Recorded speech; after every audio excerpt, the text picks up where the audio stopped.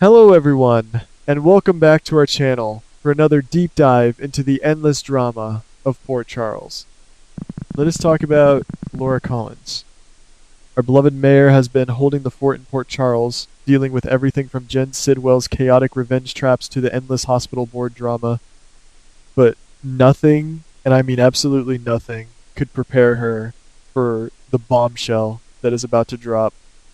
If you ask me, the writers have been planting the seeds for this devastation for months. Kevin has been off screen, tucked away in Ireland with little Ace Cassadine, supposedly living a quiet, peaceful life. We all thought it was just a convenient way to write them off the canvas for a bit to give the actors a break.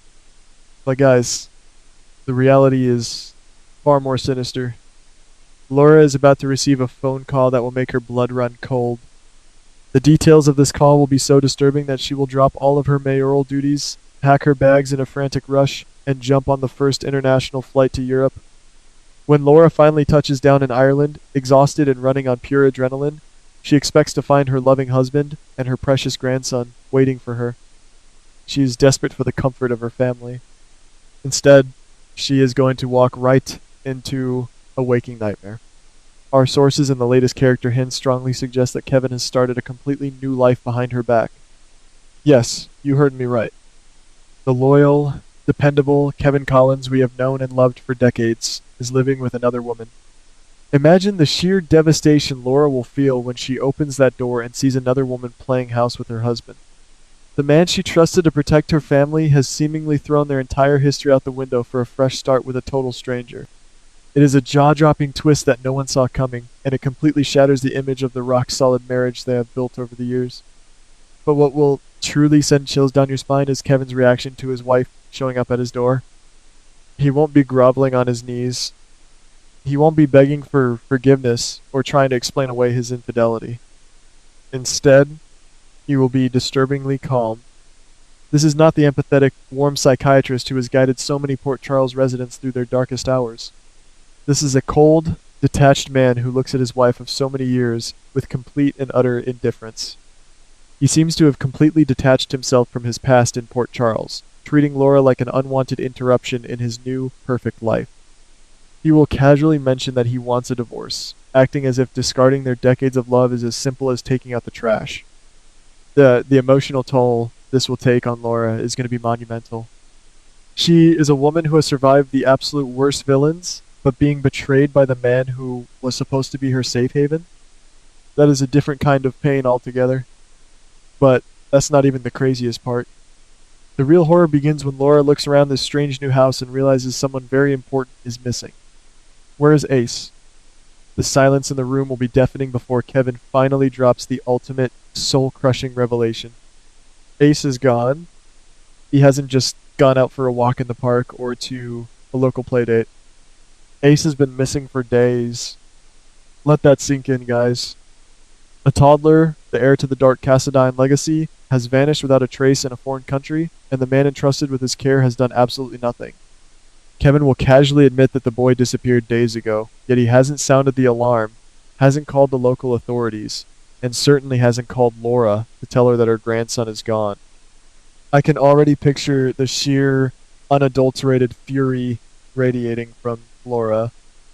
If you ask me, Jeannie Francis is going to deliver an Emmy-worthy performance in these upcoming scenes. Laura's maternal instincts will kick into massive overdrive. How could a grandfather, a doctor, a man who knows the immense dangers that constantly surround their family, just sit back and sip tea with his new mistress while a helpless child is out there somewhere in the unknown? The contrast between Laura's frantic, heart-wrenching panic and Kevin's eerie, robotic calmness will be the stuff of absolute nightmares. It will make you wonder if Kevin has suffered some sort of severe psychological break. We all know the history of his twin brother, Ryan Chamberlain. Is the dark sociopathic legacy of his brother somehow manifesting in him now? Laura is not a woman who sits around and waits for a man to take action. She has fought Stavros, she has fought Helena, and she will fight Kevin if she has to. She is going to immediately suspect that Kevin is hiding a massive, dark secret. Why is he so unbothered? Why is this new woman hovering in the background, keeping her mouth shut and avoiding eye contact? Laura's mind will race through a million terrifying scenarios. She will start to believe that Kevin's indifference is actually a calculated, sinister cover up. In her panicked state, she will become firmly convinced that Kevin is directly involved in Ace's disappearance. Did he give the child away to start a clean slate with his new lover? Has he completely lost his mind and done something unthinkable? The betrayal will curdle into pure, unfiltered hatred as Laura realizes she is entirely on her own in a foreign country, fighting a desperate battle to save her grandson. But that's not even the craziest part. Refusing to be a victim, Laura is going to unleash a Category 5 hurricane on Ireland. She will bypass Kevin entirely and march straight to the local Irish police authorities, formally reporting her grandson missing and demanding they launch a massive, frantic search. We are going to see the fierce, unrelenting Laura Spencer Collins that has faced down mobsters and madmen for decades. She will spare no expense, pulling every political and WSB string she has back in Port Charles to get international eyes on this kidnapping case. But she won't stop there. Her blinding rage towards Kevin will push her to take drastic, unprecedented legal action that will shock everyone back home. Our inside scoop suggests that Laura will hire a ruthless, high-powered international attorney to go after Kevin with everything she has in her arsenal.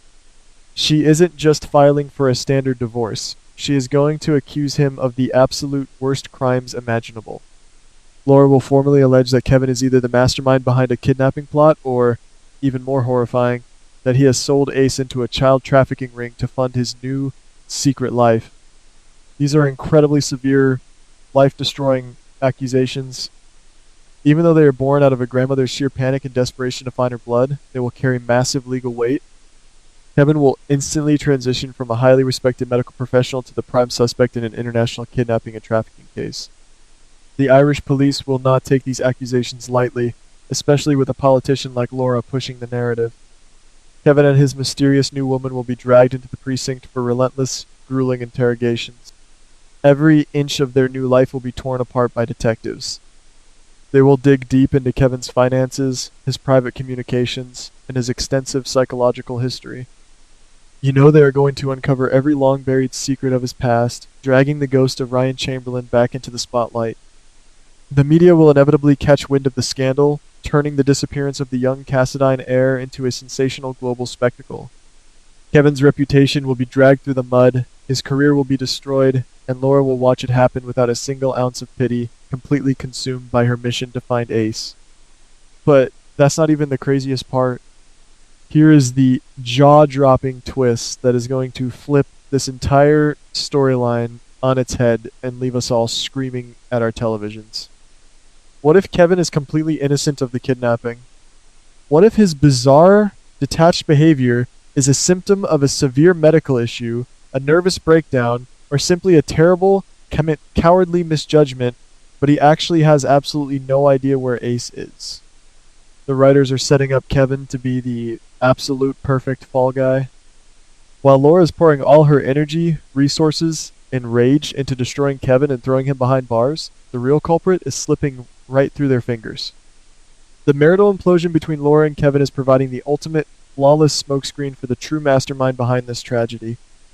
If you ask me, this has the fingerprints of a classic Port Charles villain all over it.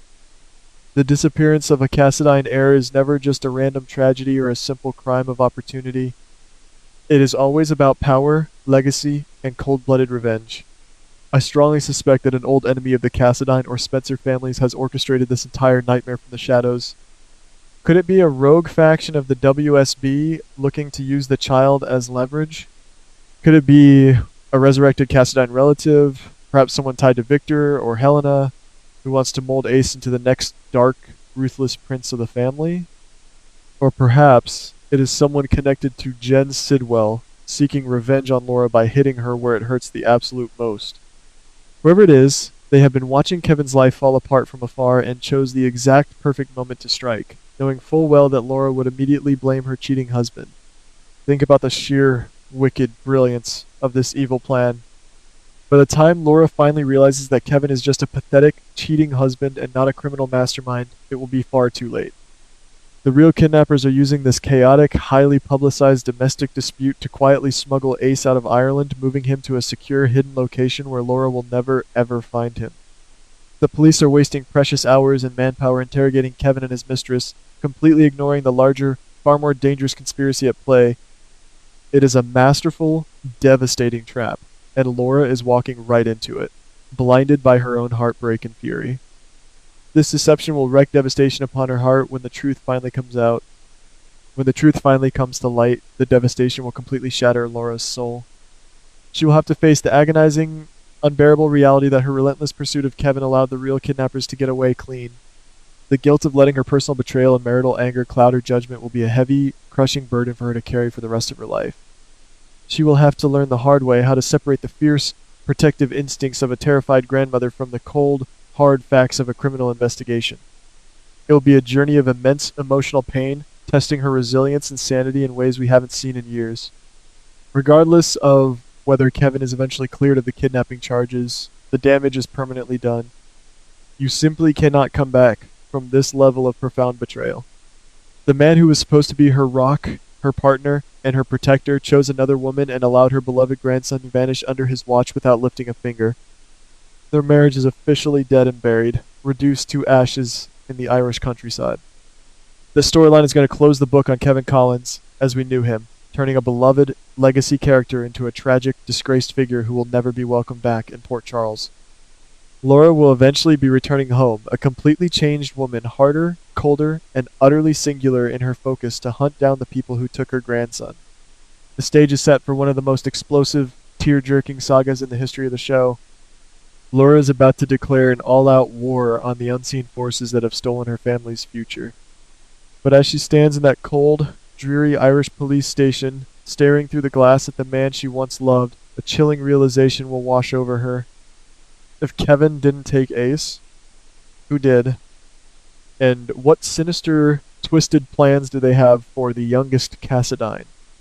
As the thick Irish fog rolls in over the runway, a mysterious figure dressed in black is seen boarding a private jet with a crying toddler, holding a silver Cassadine crest tightly in their hand. Who is on that plane, and will Laura ever see Ace again? You will have to tune in next week to find out.